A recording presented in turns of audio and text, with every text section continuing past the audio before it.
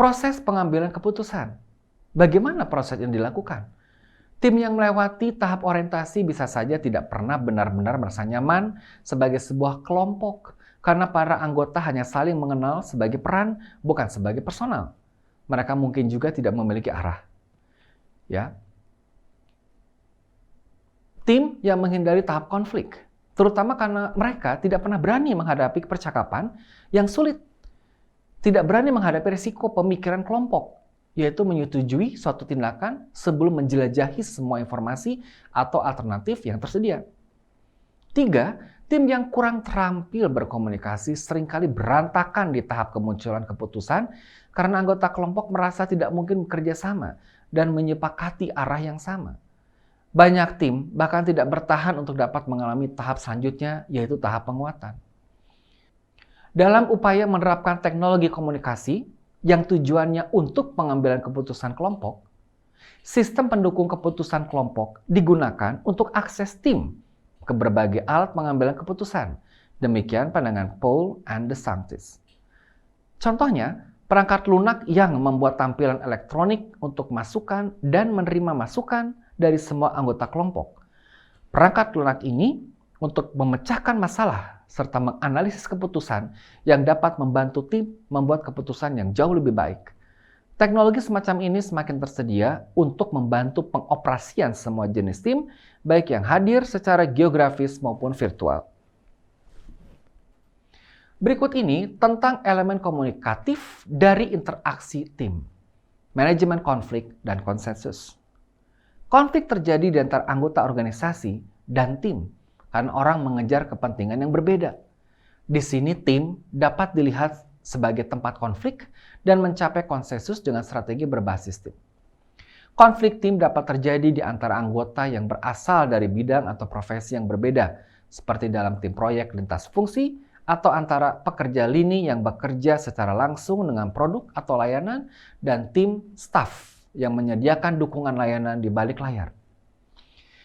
Ini juga dapat terjadi sebagai akibat dari ketidakadilan yang dirasakan dalam status atau produktivitas anggota kelompok, perbedaan kepribadian, atau masalah terkait pekerjaan lainnya. Menurut Linda Putman dan Marshall Skutpol, konflik adalah interaksi orang-orang yang saling bergantung, yang mempersepsikan pertentangan tujuan, sasaran, dan nilai, dan yang melihat pihak lain berpotensi mengganggu realisasi tujuan tersebut. Demikian pandangan Eisenberg. Dalam organisasi, konflik paling sering muncul dari perolehan dan penggunaan sumber daya. Sebagaimana jenis komunikasi lainnya, konflik berubah atau berkembang dari waktu ke waktu dan tidak dapat diprediksi.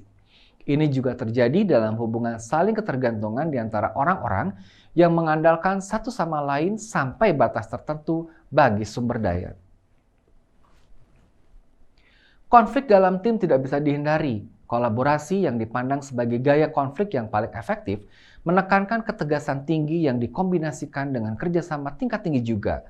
Sebaliknya, kompromi dianggap kurang efektif dalam menyelesaikan konflik karena solusi pilihan kedua belah pihak tidak diadopsi.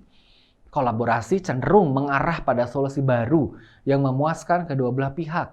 Selain itu, akomodasi juga terkadang efektif, tetapi dalam kebanyakan situasi konflik, hal ini kontraproduktif karena menyebabkan stres bagi anggota tim yang mengakomodasi orang lain dan melemahkan kemampuan tim untuk menghasilkan ide-ide kreatif.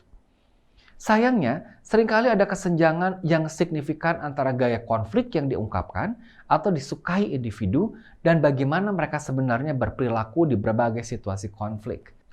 Misalnya, strategi supervisor untuk menangani karyawan bermasalah mencerminkan gaya mereka ketika konflik pertama kali muncul. Seiring waktu, mereka cenderung menggunakan strategi yang lebih bersifat memaksa, terlepas dari gaya konflik yang mereka ungkapkan. Demikian pandangan Verhulst, Green, and Snavely. Mari kita melanjutkan ke manajemen konflik dan konsensus. Ingat, konsensus tidak berarti semua anggota setuju dengan keputusan. Tetapi sebaliknya, mereka merasa pandangan mereka dipertimbangkan secara memadai oleh tim. Jika ada alternatif yang diikuti oleh sebagian besar anggota, dan jika mereka yang menentangnya merasa memiliki kesempatan untuk mempengaruhi, maka tercipta konsensus. Demikian pandangan Shine. Secara alamiah, orang menyetujui konsensus kelompok dengan pemahaman bahwa sudut pandang mereka akan diterima setidaknya untuk beberapa waktu. Jika tidak diterima, kemungkinan besar mereka akan meninggalkan tim. Manajemen konflik yang mampu secara efektif melewati konsensus berarti menerima perbedaan yang tak terhindarkan dan tetap berkomitmen pada dialog berkelanjutan yang terbuka pada alternatif perspektif dan yang mendorong pengambilan keputusan kreatif.